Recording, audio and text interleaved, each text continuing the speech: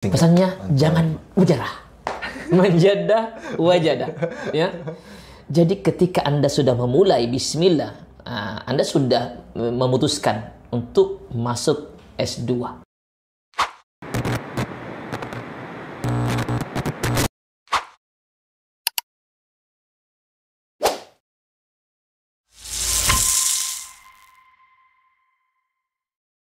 Bismillahirrahmanirrahim. Assalamualaikum warahmatullahi wabarakatuh.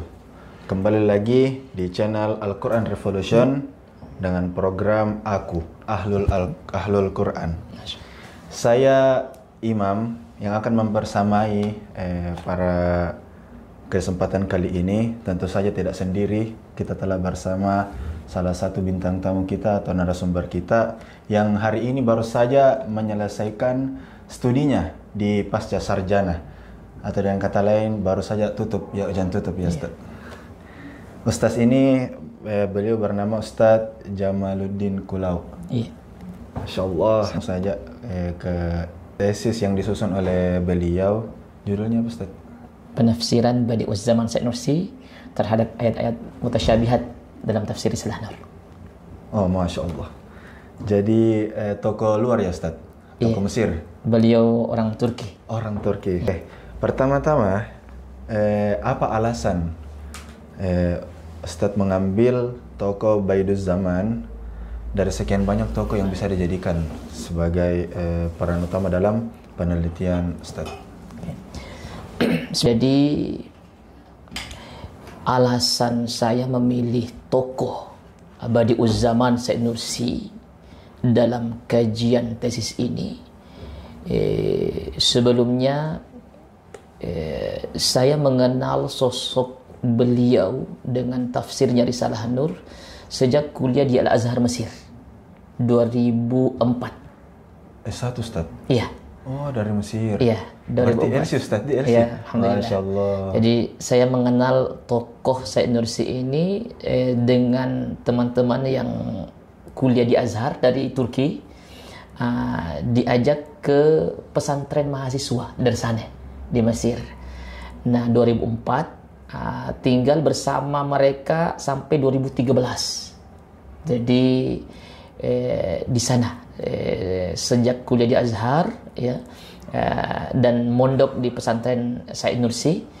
Di situ saya banyak berkenalan dengan Tulabun Nur, murid-murid Said Nursi, Syekh Ahmad, Mustafa, Syekh Abdul Karim, dan alhamdulillah sempat melihat langsung pesantren Said Nursi di Turki 2010, dan pernah juga mengikuti seminar internasional Nadwa Lishabab. Semua yang menulis tesis disertasi di Turki sempat diundang, dan di sana saya mengenal bagaimana tokoh Said Nursi yang bisa dikatakan al-mujaddid, pembaharu di Turki.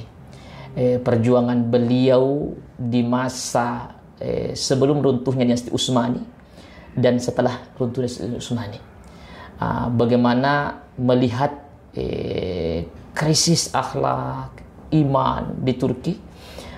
Bahkan azan pada saat itu diganti pakai bahasa Turki, tidak boleh pakai bahasa Arab. Al-Quran juga dilarang diajarkan, sehingga banyak ulama-ulama yang diintimidasi, bahkan dieksekusi mati karena tidak mengikuti ajakan Mustafa Kamal Ataturk. Nah, Said Nursi termasuk tokoh yang diintimidasi, dipenjara, diasingkan. Bahkan karya-karya beliau tafsir Risalah ini kebanyakan ditulis di penjara. Beliau 3 kali penjara, di Denizli, Kastamonu, di Afyun, di penjara, dan di penjara itulah beliau menulis tafsir ini. Jadi beliau dari segi akidah Asy'ari, Maturidi, fikhi Syafi'i, ya, dan kejeniusan beliau, di mana saat menuntut ilmu beliau paling lama belajar 3 bulan, tapi masa 3 bulan itu yang seharusnya ditempuh 15 tahun untuk mendapatkan gelar mullah.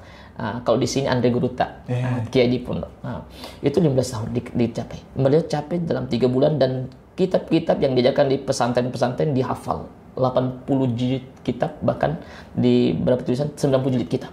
Al-Itqan fi Ulumil Quran, Alfiyah Ibnu Malik, dan buku-buku klasik dihafal. Bukan hanya ilmu agama, tetapi sains juga. Nah, di sini akan nampak bagaimana Said Nursi menafsirkan Al-Quran, pendekatan ilmu turas dan pendekatan sains.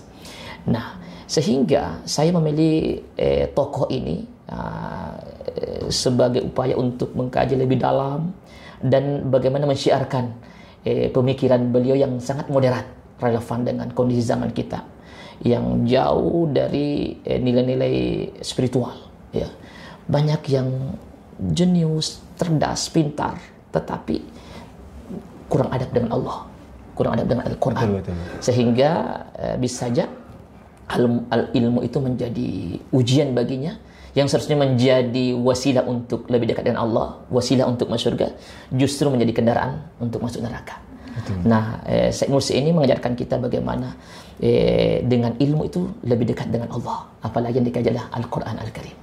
Jadi dengan alasan latar belakang yang seperti diceritakan tadi itu, bahwa beliau merupakan salah satu tokoh yang dipersekusi ya di masa Kemal Atatürk, dengan segala macam latar belakang beliau, kejeniusan beliau menjadi alasan.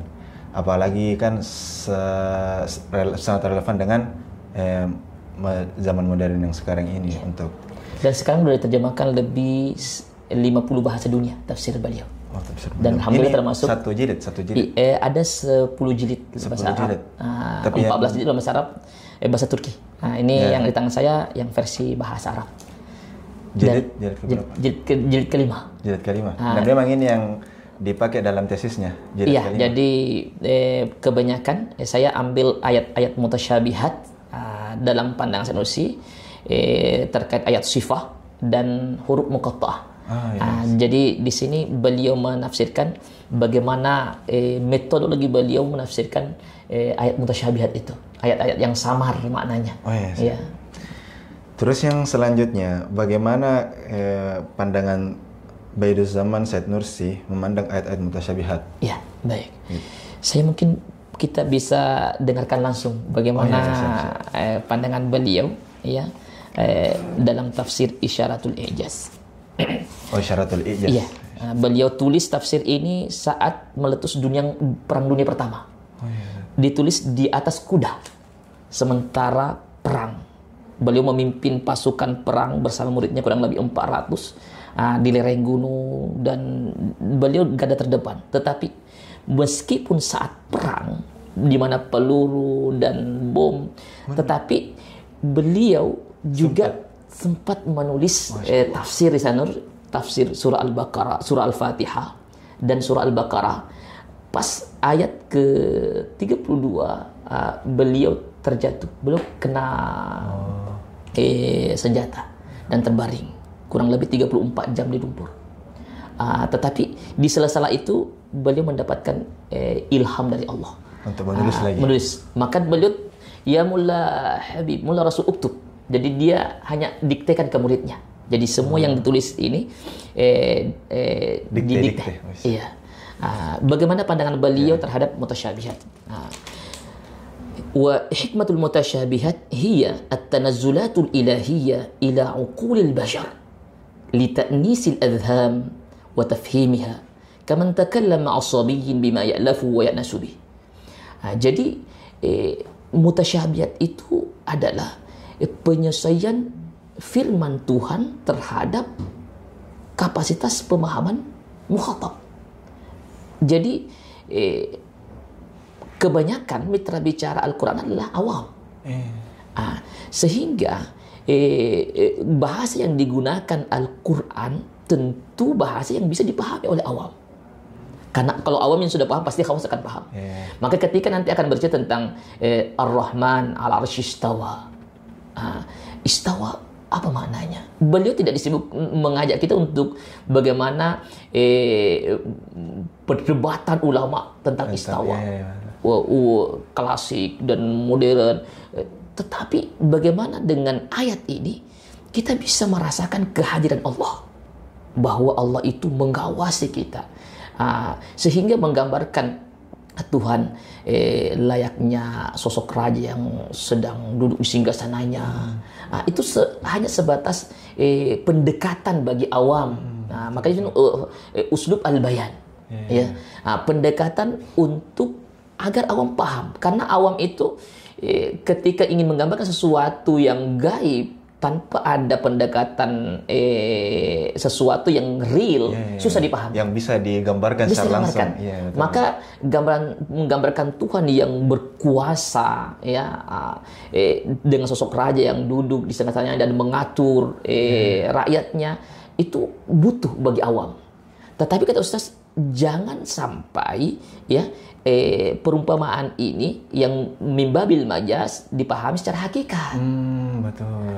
Makanya ada kaidah beliau di kitab Syekhul Islam jilid ke-8. Karangan beliau juga. Iya, karangan beliau. Idan taqal al-majaz min yadil jahl ila yadil min yadil ilm ila jahil fa khurafat. Jadi pintu masuknya khurafat itu jika makna majazi berpindah dari orang alim ke orang yang awam, sehingga awam memahami secara hakiki. Nah, di sinilah munculnya khurafat dan al-mujassima muncul dari sini. Mereka menjisimkan Tuhan, al-musyabbiha. Jadi maka Ustaz Nursi mengajak kita bahwa kita harus memahami ayat-ayat ini bagian daripada uslub al-bayani. Jadi cara Tuhan berinteraksi dengan hambanya dengan menggunakan bahasa-bahasa yang mudah dipahami, mudah dicerna.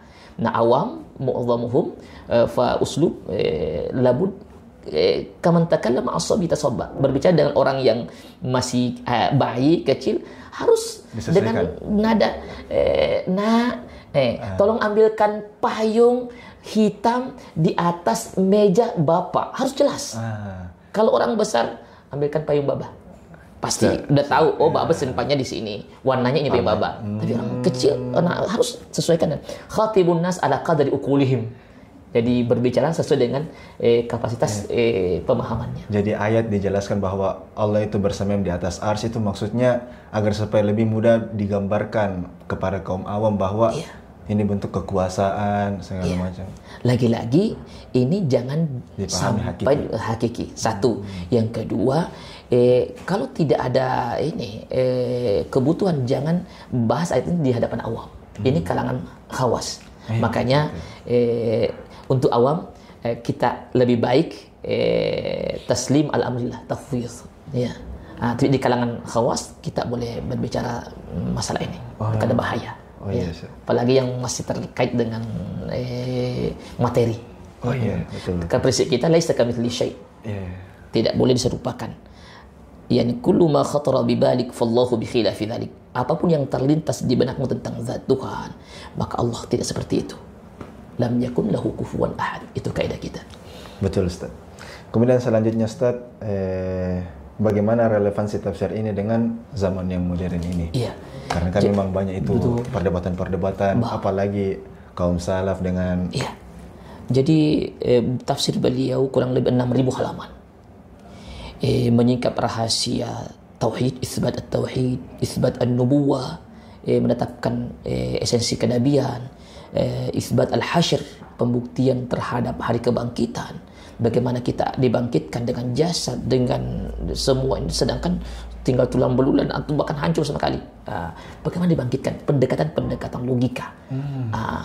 Tuhan ya ada, tetapi bagaimana dalam kehidupan saya bisa menghadirkan pengawasan Tuhan. Nah, risalah ini diajak kita. Dihadirkan itu semua. Untuk... Bahkan ketika bercerita tentang Ar-Rahman Ar-Rahim istawa, kita nggak disebutkan dengan linguistik perdebatan istawa menurut ini. Betul. Sehingga ketika orang khawas membaca ini, dia akan bisa memahami. Karena lebih kepada Arash ini sebagai makan at-tajalli, artinya tempat manifest Tuhan. Sebagaimana tanah, arsyul hayat, al-hawa, arsyu al-amr. Jadi jadi sehingga dengan itu kita bisa mengatakan bahwa Tuhan hadir kapanpun dan dimanapun. Jadi menurut saya, hemat penulis, ketika membaca Al-Quran sebagai kitab hidayah, Itu Said Nursi aplikasikan dalam tafsirnya. Bukan Al-Quran turun untuk diperdebatkan, tetapi untuk diamalkan. Jadi sangat relevan ya. Iya. Apalagi menghadapi tantangan ideologi Barat. Wah, betul. Ini sangat. Jadi pada dasarnya Said Nursi menyingkap ayat-ayat mutasyabihat dalam tafsirnya, karena terkadang sarjana Barat ya, orientalis menggunakan mutasyabihat ini sebagai senjata untuk melemahkan umat. Betul. Contoh, ketika bercerita umpamanya bumi tegak di atas sapi jantan dan ikan. Ini kan bahkan ada yang menafikan hadis ini. Betul. Sebagaimana Al-Quran ada mutasyabih, hadis juga ada mutasyabih dan butuh penakwilan. Nah, Said Nursi menggunakan dengan pendekatan sains. Karena beliau mengatakan bahwa kenapa banyak yang fanatik, ya, dikit-dikit mengharamkan, dikit-dikit menyesatkan, haram. Karena mereka hanya fokus pada ilmu agama, menyampingkan ilmu astronomi, ilmu biologi, ilmu fisika. Sedangkan Diyaul qalb min ulumiddin, cahaya hati dari ilmu agama. Wa nurul aql min ulumil hadithah, cahaya akal dari ilmu sains. Fabimtizajihima tadil hakikat. Ketika keduanya dipadukan, dipelajari, baik ilmu agama maupun ilmu sains dipelajari bersamaan, maka hakikat akan tersingkap. Maka ayat innama yakhsyallaha min ibadihi ulama, yang takut kepada Allah adalah, bisa kata ulama-ulama sains yang mengkaji bagaimana bumi, bagaimana langit, bagaimana alam semesta diatur oleh Tuhan. Sehingga dengan itu hadirlah Risalah Nur ini, memadukan keduanya, antara agama dan sains. Antara hati dan akal. Sehingga dengan itu insya Allah Al-Quran sebagai hidayah bisa kita hidupkan dalam kehidupan kita. Betul. Dengan membaca tafsir Risalah Nur ini. Masya Allah. Kemudian yang terakhir mungkin Ustadz, bagaimana kesan dan pesan Ustadz selama menjadi mahasiswa pasca sarjana di UIN Alauddin ini, Ustadz? Baik, jadi mungkin kesan dulu ya. Luar biasa ya perjuangan menuntut ilmu itu. Memang luar biasa. Jadi sebenarnya sebelumnya saya setelah melanjutkan studi di Azhar dari Mesir, ya. 4 tahun ya, 2004 sampai 2008, kemudian lanjut di Azhar dan Jami'ah Al-Amriki Al-Maftuhah juga pada waktu itu, karena kondisi di Mesir waktu itu sedang konflik jadi SBY kirim pesawat jadi mahasiswa dijemput. Setelah itu tahun berapa itu, Ustaz? 2011 kurang lebih. 2011 ya. Pembimbing saya juga wafat di Masjid Rabi' Adawiyah waktu itu. Jadi rahmatullah alaihi. Nah, kemudian saya kembali awalnya di Jakarta membina pesantren mahasiswa. Maksudnya kembali apa, Ustaz? Saya kembali ke Indonesia. Iya, kembali ke Indonesia. Iya. Kemudian membina pesantren di sana, pesantren mahasiswa di Ciputat kurang lebih 6 tahun. Kemudian kembali ke Makassar, kita buka cabang pesantren mahasiswa, cabang dari madrasah di Kairo sebenarnya. Pesantren mahasiswa Said Nursi. Jadi saya melihat bahwa di Makassar ini sangat berpeluang, ya, dan luar biasa tantangan generasi kita. Jadi saya mencoba untuk mensyiarkan pemikiran Said Nursi ini di majelis-majelis masjid, ta'lim, dan suatu ketika ya teman dan sahabat saya saudara Awaluddin, ya, di detik-detik terakhir ya, hari terakhir jam 5 sore Ustaz, lanjut S2. Wow. Itu kembali dari Mesir itu sudah selesai, Ustaz? Sudah selesai. Pas konflik itu? Saya belum selesai S2 di sana. Saya makanya sebenarnya sempat ingin apa namanya, nilai-nilai saya ditranslasi, tetapi langsung menulis gitu kan. Tapi saya berpikir, wah, kapan lagi saya bisa belajar menulis? Kan di Mesir kita nggak ada skripsi, nggak ada di Mesir, nggak ada. Jadi ini tantangan. Ya, betul. bagaimana pertama saya buka laptop, itu satu-satu. Ya Allah. Terus bagaimana cara metode menulisannya? Menyusun. Ya Allah, di situ ada tantangan. Sehingga tesis ini selesai kurang lebih 8 semester kayaknya. 8 semester. Itu pun proses penyesuaiannya Ustaz nih. Dan itu Ustaz awal ya. Ayo temani saya. Temani saya. Temani saya. Dia bilang, kita sudah tua ini. Enggak apa-apa. Bismillah. Jadi alhamdulillah masuk 2001. Ya 2001. Sangat berkesan Ustaz nih. Iya ya Allah. Jadi dan enggak pernah cuti. Enggak pernah cuti. Lanjut terus. Jadi kemudian di sela-sela ini istri udah kapan selesainya kalau nggak menulis, ya. Teman-teman juga, ayo Bismillah. Jadi godaan saya terbesar itu ketika mulai menulis, ya bisa kita tuangkan dalam bentuk pikiran. Kita bisa jelaskan. Tetapi ketika ingin ditulis dengan gaya bahasa akademisi di situ. Tantangannya di situ. Ya Allah. Tapi berkat bantuan dan bimbingan guru-guru kita, terutama istri saya, masya Allah luar biasa. Ya, kadang kita begadang sampai jam 1, jam 2 di saat anak-anak sudah tidur. Kita sudah punya alhamdulillah 3 anak. Jadi kadang baru buka langsung bah. Jadi teman-teman ya yang masih jomblo, menikahlah dengan ilmu dulu. Ilmu dulu. Menikah dulu. Jadi tantangannya sangat besar ketika sudah berkeluarga. Tetapi ini bagian daripada ibadah sebenarnya. Ya. Alhamdulillah selesai ya, dan tadi hari ini tanggal 12 Februari 2005 dari 2001. 2021 ya, sampai 2025. Alhamdulillah. Ya. Banyak hal yang luar biasa. Sangat berkesan Ustaz nih. Almarhum Dr. Shadiq Sobri. Beliau sebenarnya yang mengusulkan tema ini. Ambil ayat sifahnya. Bagaimana pandangan Said Nursi terhadap ayat sifah. Ya. Kemudian Dr. Irham juga, Dr. Aisyah Arsyad, dan Prof. Muhsin, Prof. Galib. Alhamdulillah. Mudah-mudahan Allah matta'ahumullah bisihha wal afiyah. Dan almarhum Dr. Shadiq, mudah-mudahan Allah lapangkan kuburnya, dan insyaallah beliau min ahlil Quran, min ahlillah. Arwahnya bersama para arwah ahlul Quran insyaallah. Baik Ustaz, sekarang pesan singkat. Pesannya jangan mujarah. Menjadah wajadah, ya.